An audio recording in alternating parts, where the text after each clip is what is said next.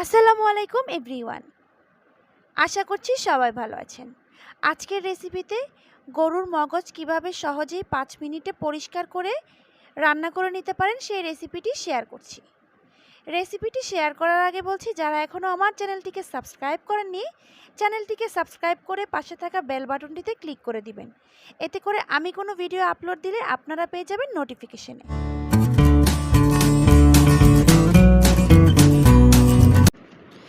এর জন্য আমি নিয়ে নিয়েছি গরুর একটি মগজটাকে আমি ভালো করে ধুয়ে নিয়েছি। মগজের যে এই শিরাগুলো থাকে, ব্লাডের মতো শিরা, এটি একটি পাতলা আবরণ।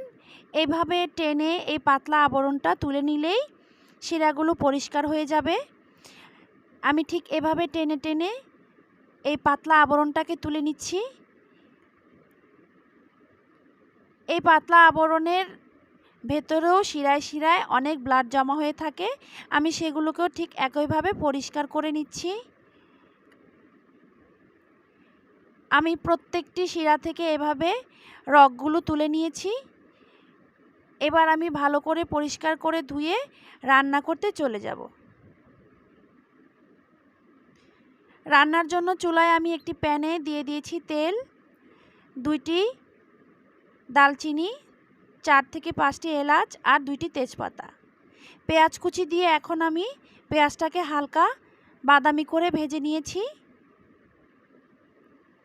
এখন অ্যাড করে দিচ্ছি গুঁড়ো মশলা। এখানে আমি নিয়েছি জিরা গুঁড়ো, ধনিয়া গুঁড়ো, হলুদ গুঁড়ো, লাল মরিচের গুঁড়ো আর স্বাদমতো লবণ। সবগুলো মশলা একত্রে দিয়ে সামান্য একটু পানি দিয়ে দিচ্ছি। আর দিয়ে দিচ্ছি 1 টেবিল চামচ আদা রসুন বাটা।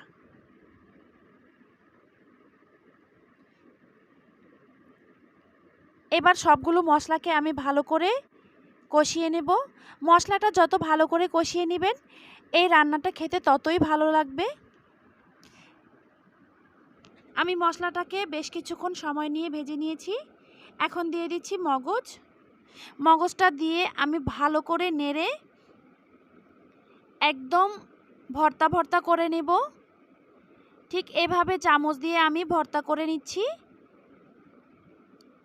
আপনারা চাইলে এই পর্যায়ে হাত দিয়ে চটকিয়েও এই মগজটাকে এখানে ব্যবহার করতে পারেন। এবার অ্যাড করে দিচ্ছি 4 থেকে 5টি কাঁচামরিচের ফালি।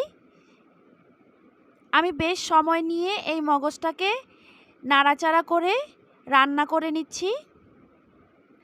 যত ভালো করে কষিয়ে নেবেন খেতে ততই ভালো লাগবে। আমি বেশ কিছুক্ষণ কষিয়ে নিয়েছি। এখন সামান্য একটু পানি দিয়ে আমি মগজটাকে রান্না করে নিচ্ছি।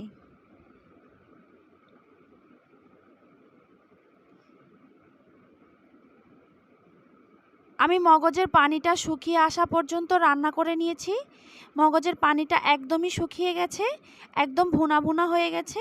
এ পর্যায়ে অ্যাড করে দিচ্ছি সামান্য একটু গরম মশলার গুঁড়ো আর ভাজা জিরের গুঁড়ো। সব কিছু দিয়ে আবারও একটু মিশিয়ে দিচ্ছি। রান্নাটা একদমই কমপ্লিট হয়ে গেছে। আমি এখন চুলো থেকে নামিয়ে নেব। অসম্ভব এই মজাদার মগজ ভুনা আপনারা রুটি, পরোটা বা ভাত যে কোনো কিছুর সাথে অনায়াসে খেয়ে নিতে পারেন। কেমন লাগলো আমার আজকের এই রেসিপি অবশ্যই কমেন্ট করে জানাবেন। এইরকম নিত্য নতুন রেসিপি পেতে আমার চ্যানেলটিকে সাবস্ক্রাইব করে আমার পাশেই থাকবেন। সবাই ভালো থাকবেন, সুস্থ থাকবেন। দেখা হবে পরবর্তী রেসিপিতে। আল্লাহ হাফেজ।